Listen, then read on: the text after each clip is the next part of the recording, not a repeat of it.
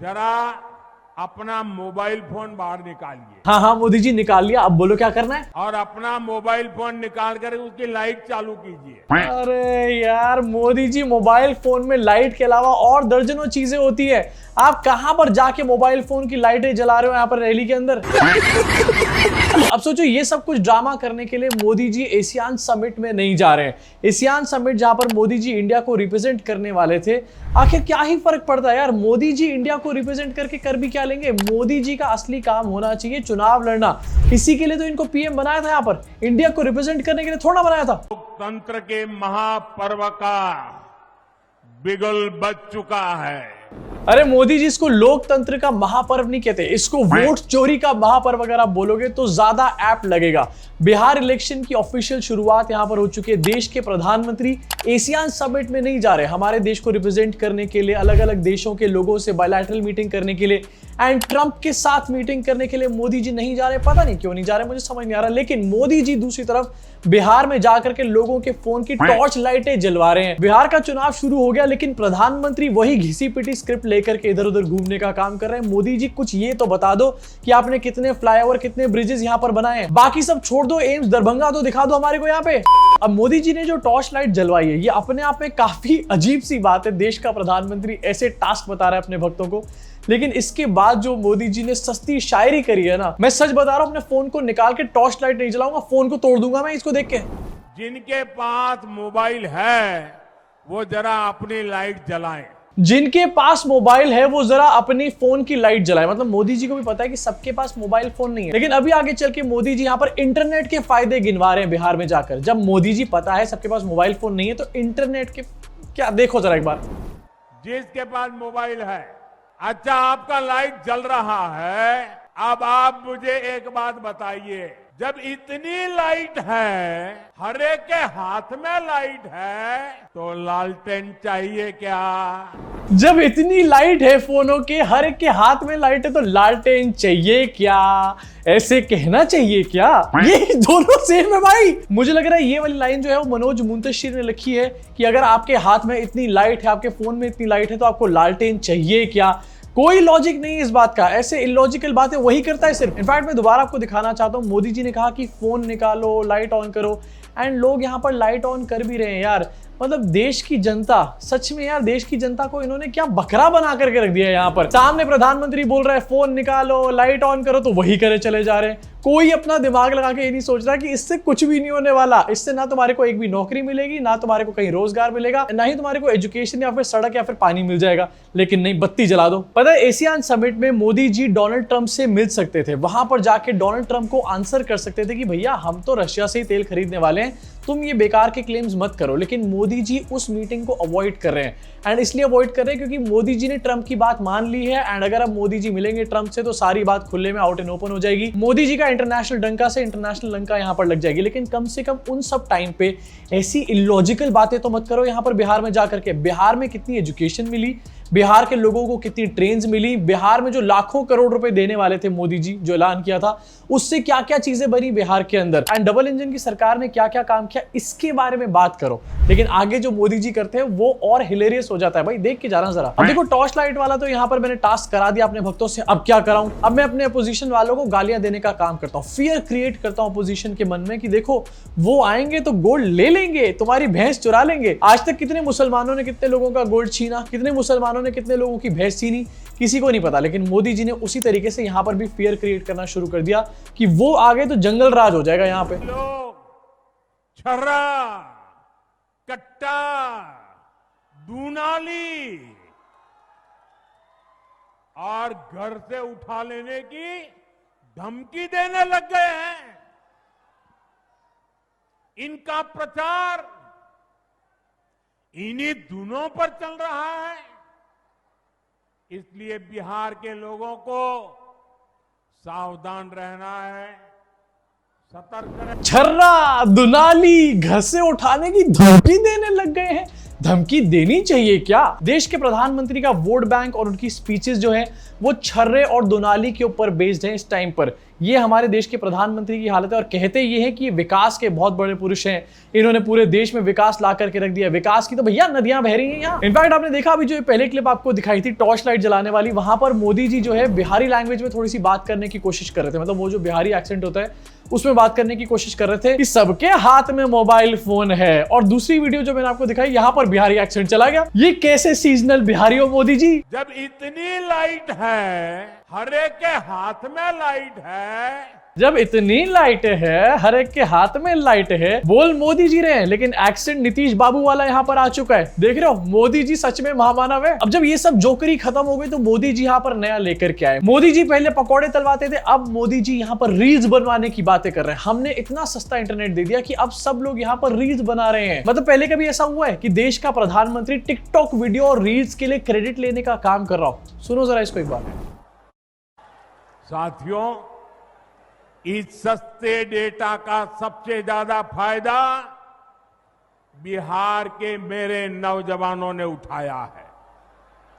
ये जो रील्स पर रील्स बन रही है ना, सारी क्रिएटिविटी दिख रही है, उसमें भाजपा और एनडीए की नीतियों का बहुत बड़ा योगदान है। बिहार के बहुत सारे युवा इंटरनेट से अच्छी खासी कमाई भी कर रहे हैं।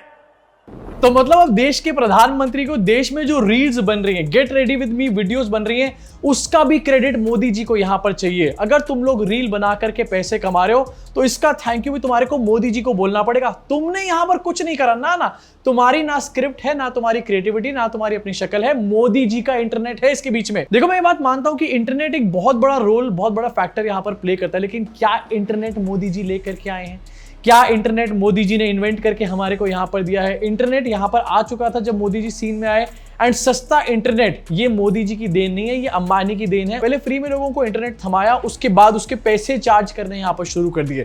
सस्ता इंटरनेट ये होता कि अगर सारे में हमारे को फ्री इंटरनेट मिलता रहता है। इनफैक्ट बाहर की बहुत सारी ऐसी कंट्रीज हैं जहां पर फ्री में इंटरनेट मिलता है, लेकिन हमारे को फ्री में नहीं मिल रहा है इंटरनेट अभी तक भी। एंड अभी थोड़ी देर पहले मोदी जी कह रहे थे कि अगर आपके पास मोबाइल फोन है तो टॉर्च लाइट जलाओ। मोबाइल फोन ही सबके पास नहीं है तो आखिरकार मोबाइल फोन से रील बना के पैसे कमाने का रोजगार ये सब लोग कहां से कर रहे होंगे? हाँ, डेफिनेटली इसको बहुत सारे लोग यूटिलाइज कर रहे हैं, लेकिन उन एप्स के ऊपर यूटिलाइज कर रहे हैं जो एप्स अमेरिका से बन के आई हैं। मोदी जी कह रहे हैं कि रील्स बना करके तुम पैसे कमा रहे हो, लेकिन दूसरी तरफ रील्स बन रही है किस पे? इंस्टाग्राम के ऊपर, यूट्यूब के ऊपर। और ये दोनों की दोनों एप्स जो है ये अमेरिका की हैं, स्वदेशी वगैरह कुछ भी नहीं है यहाँ पर। अगर लोगों को यहाँ पर पैसे मिल रहे हैं, रोजगार मिल रहा है, तो वो उन कंपनीज की वजह से मिल रहा है, उनको थैंक यू बोलना चाहिए पहले। वैसे तो उनको भी नहीं बोलना चाहिए क्योंकि वो भी आधा रेवेन्यू लेके जाते हैं। पूरा भाषण में पहली बार ऐसा हुआ है कि मोदी जी का टेलीप्रॉम्प्टर नहीं फूका है। एंड आई थिंक बिहार में मोदी जी की यही उपलब्धि होने वाली है। अगले भाषण में हो सकता है मोदी जी यही कह दें कि देखो हम ऐसा टेलीप्रॉम्प्टर लेकर आते हैं जो नहीं उड़ता है। अब टेलीप्रॉम्प्टर तो यहाँ पर नहीं उड़ा, लेकिन स्टेज की लाइट उड़ गई। मतलब मोदी जी जिस स्टेज पे बैठे हुए हैं उस स्टेज की बत्ती गुल हो गई और देश का प्रधानमंत्री ये बता रहा है कि मैंने बहुत विकास कर दिया बिहार में। जिसका सपना लाइट वाले स्टेज पर लाइट दो, लाइट वाले अगर मेरी बात सुन रहे हैं तो स्टेज पर जल्दी लाइट दें। ये जीता जाता एग्जाम्पल है कि आखिरकार मोदी जी ने बिहार के लिए क्या किया, या फिर नीतीश कुमार ने, डबल इंजन ने बिहार के लिए क्या किया है कि मोदी जी की रैली में वहां पर लाइट चली जाती है, वो भी स्टेज के ऊपर।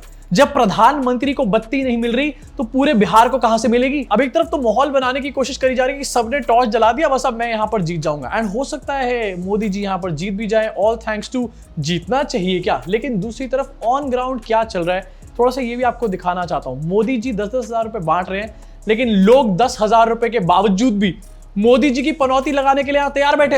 अभी आंटी कुछ कहना चाहिए? महिला लोग 10-10 हजार देकर ना वोट कर दे हैं लोग, वो भी नहीं देगी, कोई महिला वोट नहीं देगी।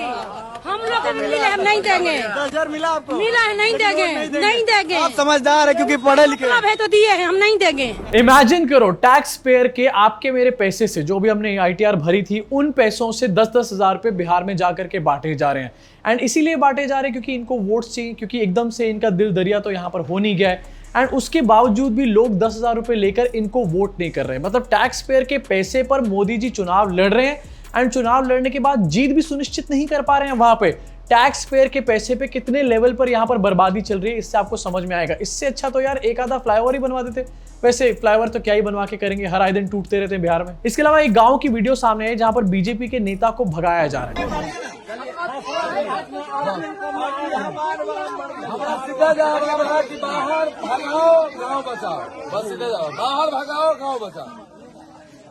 बीजेपी वाला के कोई वैल्यू टेल्यू नहीं है, ये मसा बेकार के आता है। कुछ मेरा बोलिए कि बाहर के भगाना है, गांव के लाना है।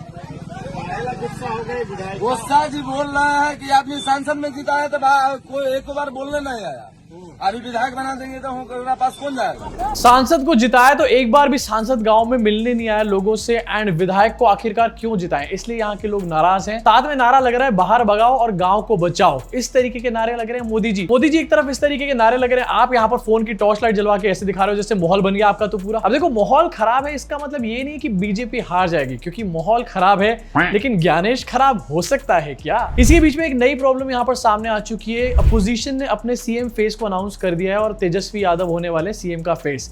लेकिन अब ये प्रेशर पड़ रहा है कि आखिरकार एनडीए का सीएम फेस कौन है, क्योंकि नीतीश कुमार को सीएम फेस अनाउंस नहीं किया जा रहा एंड उसको लेकर काफी ज्यादा प्रॉब्लम्स चल रही है एनडीए के अंदर। पहले सीट शेयरिंग का मामला सामने आया जहां पर बड़े भाई को बराबरी पे कर दिया, 101 दोनों को सीट्स दे दी गई यहाँ पे। उसके बाद नीतीश कुमार का नाम यहाँ पर अनाउंस नहीं किया जा रहा एंड रिसेंटली अमित शाह ने यहाँ पर बोला भी था कि पहले से नाम कैसे अनाउंस कर दें, ये तो विधायक दल की जब बैठक होगी उसमें नाम निकलकर सामने आएगा। डेफिनेटली सर, सारे नाम आपके विधायक दल की बैठक में से सामने आते हैं। मोहन यादव और भजन लाल शर्मा, इन दोनों का नाम कैसे सामने आया था ये हम सबको अच्छे तरीके से पता है, लेकिन यहाँ पर क्योंकि नीतीश कुमार का नाम लेना नहीं इन लोगों को, इसलिए इस चीज से बच रहे हैं। मतलब नीतीश कुमार की जाति के वोट्स इनको चाहिए, लेकिन नीतीश कुमार को सीएम नहीं बनाने वाले। इस पूरे मैटर को लेकर जेडीयू के अंदर एक ऐसा फैक्शन बन चुका है जो कि बीजेपी को इस टाइम पर लाइक नहीं कर रहा है, क्योंकि उनको पता है कि उनका बंदा तो सीएम इस बार बनने नहीं वाला है। साथ ही तेजस्वी यादव यहाँ पर कह चुके हैं कि जेडीयू की पॉलिटिक्स पूरी तरीके से खत्म हो जाएगी इलेक्शन के बाद, एंड ऐसा हो सकता है। ये चीज हमने महाराष्ट्र में भी देखी थी। अगर जेडीयू की सीट्स बहुत ज्यादा एक्सेप्शनली ज्यादा यहाँ पर नहीं आई तो जेडीयू की पॉलिटिक्स पूरी तरीके से खत्म है एंड लोग ज्यादातर ये बता रहे हैं कि 20-25 सीट से ऊपर जेडीयू की यहाँ पर आएंगी नहीं, विच मीन्स कि ये नीतीश कुमार का आखिरी इलेक्शन होने वाला है। सवाल इस टाइम पर बिहार के अंदर ये हो रहा है कि तेजस्वी वर्सेस हु, जैसे कि पहले होता था कि मोदी वर्सेस हु, वैसे अब तेजस्वी वर्सेस हु यहाँ पर चल रहा है एंड हु में यहाँ पर सब लोग अपना नाम फिट करने की कोशिश कर रहे हैं, सब लोग अपने लिए सपने यहाँ पर देख रहे हैं। चिराग पासवान से लेकर के बीजेपी के अपने नेता, सबको लग रहा है कि भैया शायद हमारे को इसके बाद यहाँ पर सीएम बना दिया जाए। इनफैक्ट बीजेपी ने अपनी वॉशिंग मशीन यहाँ पर चालू कर दी है बिहार के अंदर एंड आपको दिखाना चाहता हूँ ये न्यूज। आरजेडी के एक लीडर थे अनिल साहनी, जो कि सीबीआई से कन्विक्टेड थे, मतलब ये आरोपी नहीं थे कि गुनहगार साबित यहाँ पर हो चुके थे। अब इन्होंने बीजेपी यहाँ ज्वाइन कर लिया। 2022 में एक स्कैम में इनका नाम सामने आया था एंड उस टाइम पर सब लोगों ने, बीजेपी के लोगों ने खासकर से कहा था कि देखो आरजेडी में कितने करप्ट लोग यहाँ पर भरे पड़े, लेकिन अब वही लोग बीजेपी में आ रहे हैं एंड वॉशिंग मशीन चल पड़ी है यहाँ पे। थोड़े दिन में इनके केसेस भी साइड हो जाएंगे। वैसे तो सर्वेस पे कोई यहाँ पर बिलीव नहीं कर सकता, all thanks to Axis My India, लेकिन सी वोटर ने एक सर्वे किया है एंड सीएम के फेस को लेकर सर्वे किया है। यहाँ पर 3 महीने का डेटा इन्होंने यहाँ पर दिखाया है, जुलाई, सितंबर, अक्टूबर का फर्स्ट वीक। उसमें नीतीश कुमार की जो पॉपुलैरिटी है वो गिरती चली जा रही है एंड तेजस्वी यादव की पॉपुलैरिटी इंक्रीज होती चली जा रही है। इनफैक्ट तेजस्वी यादव 35% लोग कह रहे हैं कि वो सीएम देखना चाहते हैं तेजस्वी यादव को। अब जैसे मैंने बताया कि इन सर्वेस की कोई ऑथेंटिसिटी नहीं है, लेकिन फिर भी यार कम से कम ये तो मोदी जी के पक्ष में दिखा दें यहाँ पे। अब ये है बिहार की कुछ ऑन ग्राउंड रियलिटी, लेकिन ऑन ग्राउंड रियलिटी पे कभी भरोसा मत करना, क्योंकि पास्ट में हमने देखा है इलेक्शंस हुए हैं, ऑन ग्राउंड रियलिटी कुछ और नजर आई है, लेकिन जब रिजल्ट सामने आए हैं तो भाजपा को हारना चाहिए क्या हो जाता है एकदम से। अब वैसे आपका क्या सोचना है मोदी जी के टिकटॉक भाषण के बारे में? नीचे कमेंट सेक्शन में अपनी भड़ास को पूरी तरीके से निकाल डालो एंड एशियान समिट में मोदी जी क्यों नहीं जा रहे, आपको क्या लगता है बताना जरूर कमेंट सेक्शन में। मैं आपसे मुलाकात करूंगा इस चैनल के अगले वीडियो में।